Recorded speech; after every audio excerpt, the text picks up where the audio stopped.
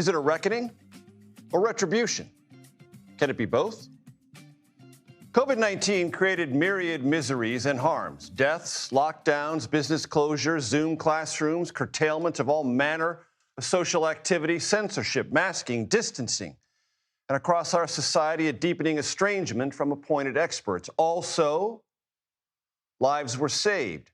Families were thus kept whole. Vaccines were found rapidly and distributed efficiently through national collaboration.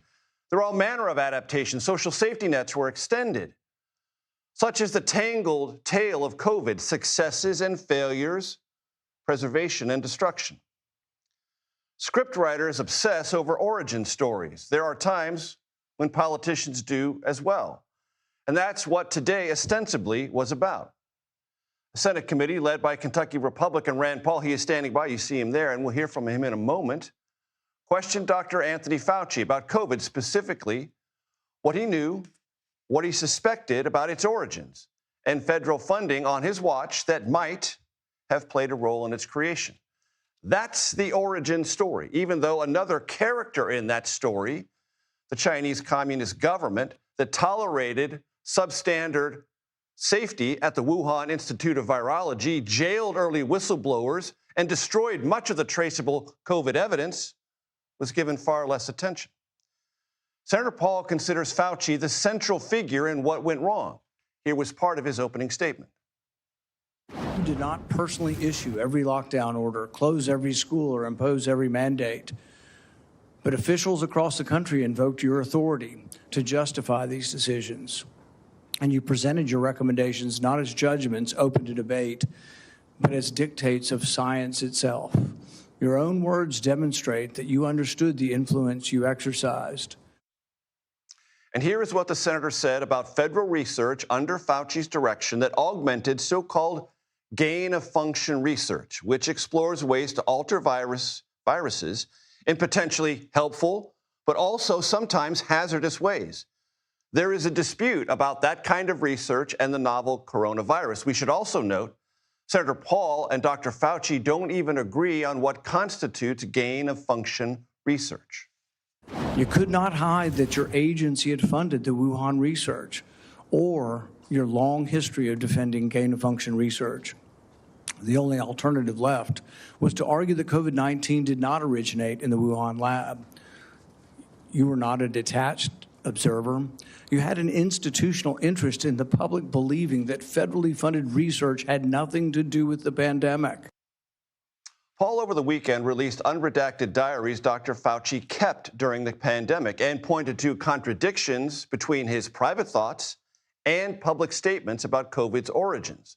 Paul then mentioned President Biden's pardon for Dr. Fauci that covers any and all actions from 2014 until the last day of Biden's presidency. A pardon may protect a person from criminal prosecution, doesn't rewrite history. It does not erase documents. It does not convert a misleading statement into a truthful one. And it does not prevent Congress from establishing what happened. Dr. Fauci, when he spoke to the committee, said he did not believe today was about what actually happened, but about something sinister. So sinister, he said, silence was his wisest option. However, given Senator Paul's obvious obsession with calling for my prosecution, his repeated slanderous comments about me, and recently his publicly releasing my unredacted personal diary aimed at embarrassing and intimidating me, the only conclusion I can reach is that the sole reason he is calling me before this committee is to get me to say something, anything, that could vindicate his repeated public pledges that I end up, in his words, quote, behind bars. Thus, Dr. Fauci more than 100 times invoked his Fifth Amendment right against self-incrimination. When witnesses do this, they tend to do it universally, creating a sort of theater of the absurd draped in a core constitutional right. Well, nothing says honesty like taking the Fifth, huh, Doc? Let's try something. What day of the week is it today? On the advice of counsel, I respectfully decline to answer based upon my rights under the Fifth Amendment to the Constitution. What color tie are you wearing? On the advice of counsel, I respectfully decline to answer based upon my rights under the Fifth Amendment to the Constitution. Republicans mocked Dr. Fauci's use of the Fifth Amendment, doubting whether it even applied to someone covered by a pardon. Democrats said this standoff was about something else. Republicans are eager to rebrand you as a villain in order to distract from their own failure to protect Americans from soaring health care costs. They've been rising astronomically in the last couple of years, and from unsafe food, which has caused cyclospora to spread, and resurgent measles as a result of the anti-vaccine policy. This hearing is the culmination of a years-long crusade, which started more than 6 years ago when Dr. Fauci dared to contradict President Trump. The Senate committee has oversight power. Senator Paul said this by way of explaining what happened today may not be the last word on Dr. Fauci. The committee will have to consider, after this hearing, what appropriate action should be taken against you for the failure to testify after being directed to do so. It's against the law to obstruct an investigation of Congress. There will be repercussions to your refusal to testify today. And Senator Paul, I'm happy to say, joins us now. Senator, it's good to have you here. Thanks for having me. What are the repercussions that Dr. Fauci may face? You know, it's against the law to disrupt or obstruct a congressional investigation. There is a charge that can be voted upon called contempt of Congress. It's a resolution. If it passes, it will be sent to the Department of Justice with the recommendation of prosecuting. There is a legal question that attaches to this. Can the Fifth Amendment be taken, or can you ask for the Fifth Amendment protections when you've already been granted immunity through a pardon? I don't think this has ever been truly and fully adjudicated. There aren't that many people with pardons that have come before a congressional committee and refused to testify, so it's a limited number. But I think there are some precedents. But a court ultimately would have to determine, does the Fifth Amendment apply to someone who already has a pardon? The very last question I asked him was very specific to his pardon. Given the years that you were pardoned for, during that period of time, did you destroy records? And he refused to answer that. And I think he is protected completely. All it takes is an honest answer.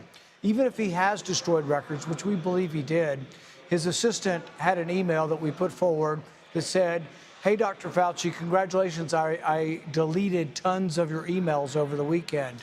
So we do believe he destroyed records. That's against the law. And I think that he could have answered that honestly, and he wouldn't have had any problem, no criminality because of his pardon. But in choosing not to answer it, I think it is obstruction of Congress, and I think there is a very real chance that he could be prosecuted for that. Is that what you expected him to do today, Senator Paul? And do you believe that, therefore, re-emphasizes the point you've long made, that there is something disingenuous about Dr. Fauci's engagement with the public on this particular subject? Well, there absolutely is something disingenuous. He's said the opposite privately from publicly. Privately, he found out in January of 2020 that the infection did not start in the wet market from wild animals. The original infection came from people not connected to the wet market. But for 5 years, including on most of the network shows, he has said repeatedly over and over, it came from the wet market. So he said the opposite in public to things he said in private. The virologists that he got together at the end of January in 2020, they all told him it looks like the virus has been manipulated. It has a special cleavage site called a furin cleavage site that doesn't occur in that family of viruses. There is suspicious aspects to this sequence for the virus. And yet publicly, they all circled wagons and a few weeks later produced a paper saying this is not a laboratory construct. Very, very certain language, not conjecture, not possible. They said it was not. About a month later, a group of scientists then said it was all conspiracy theory. I wasn't even involved in the debate. The first year, I was concerned about the virus and what we should do health-wise, but I really wasn't concerned with the origins. But the interesting thing is they circled the wagons, but all along they were still saying privately, oh my goodness, I think this might have come from the lab. Well, they're publicly saying no way. Why? Because they all were involved with funding it. Primarily, Anthony Fauci approved the funding, not only of this, but for a decade before. The most famous gain-of-function experiment is Ron Fauci out of the Netherlands. The NIAID, Fauci's group, funded it, and they took the bird flu, which has about 50% human mortality, but fortunately doesn't infect humans very well and doesn't go human to human. They said, what if we do 8 mutations and make it aerosolized and spread between humans? That is sort of like a Frankenstein experiment, and much of the scientific world came out and said, oh my goodness, the risks of this outweigh the benefits, except for one prominent person, Anthony Fauci, who said, oh, no, the knowledge we gain definitely outweighs the benefits here, or outweighs the risk. And he was all in for gain of function, not just with COVID.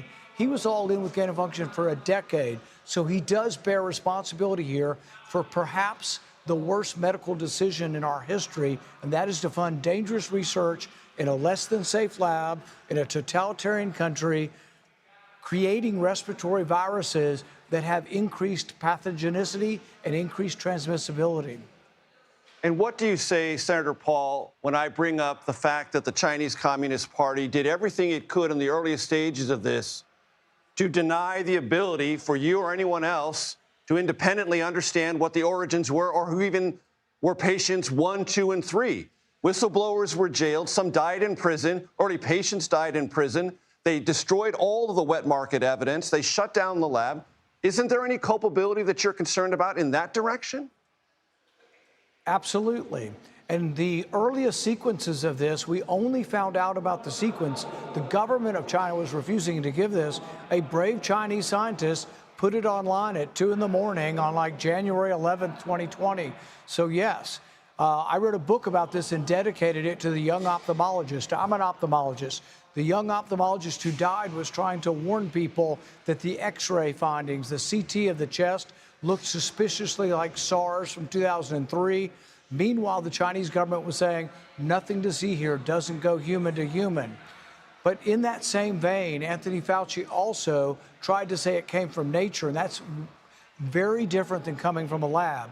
If it comes from nature, it's typically sluggish. It doesn't go human to human well. That's what happened in 2003. And you know what? Quarantine and other normal things worked.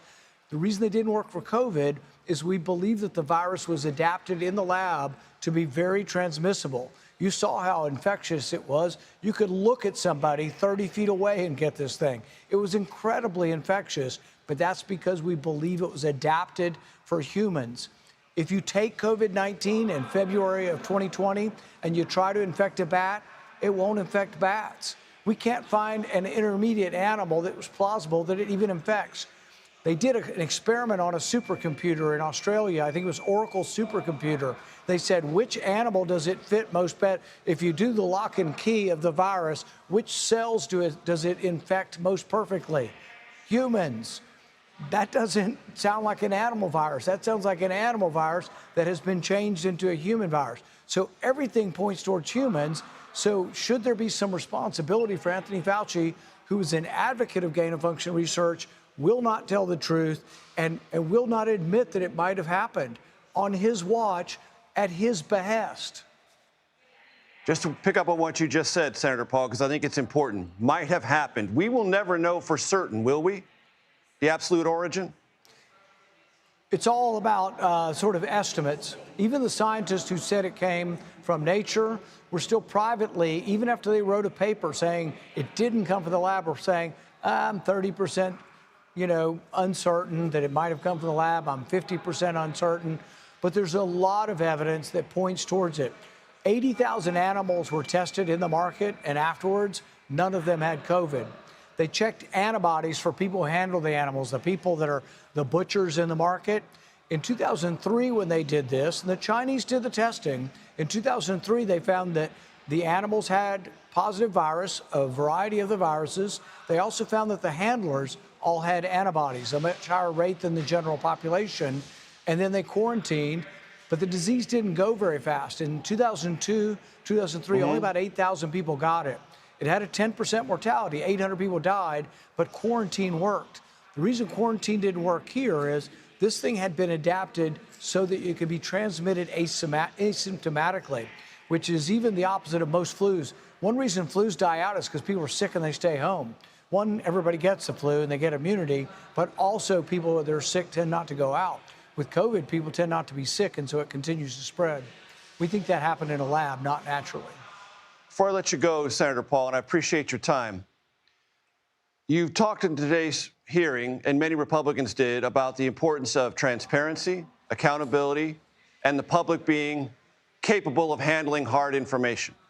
Today, on his X account, the governor of Kentucky, Andy Beshear, wrote the following. Today, Rand Paul wants to force an 85-year-old Dr. Anthony Fauci to address the American people, but refuses to ask the same of 84-year-old Mitch McConnell. In the spirit of transparency, does the Senate, does the American public need to know more about Senator McConnell's health, his well-being, and when, if ever, he'll be able to capably return to the Senate? I think they're reasonable questions, and people are asking those questions. I think there's been a slowness to reveal his health status, but that's sort of his decision. It's not like he's calling me up and saying, hey, should I release my records? So I think there's been a slowness to release those records, but I think the ultimate decision has been made.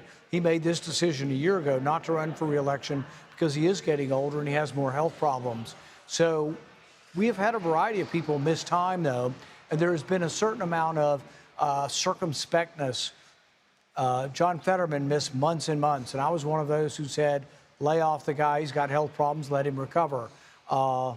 Senator Lujan was out with a significant stroke for a long time. Mark Kirk was out for nearly a year. Senator Johnson from South Dakota was out for a long time. So I don't know, we're human and we have health problems too. I think it is best to try to reveal, particularly when you miss your job, what's wrong with you and when you'll be back. But sometimes you don't know. For all I know, if there was an important vote, he might be here today. There are many votes that happen, but there hasn't been anything so far where he's been the deciding vote. And look, I'm one who's had many, many political differences with Mitch McConnell, but I think, we ought to treat each other with a little bit of respect. And I would do the same whether he was a Republican or a Democrat. Senator Rand Paul, Kentucky Republican, I appreciate the time, sir. Thank you. Thank you.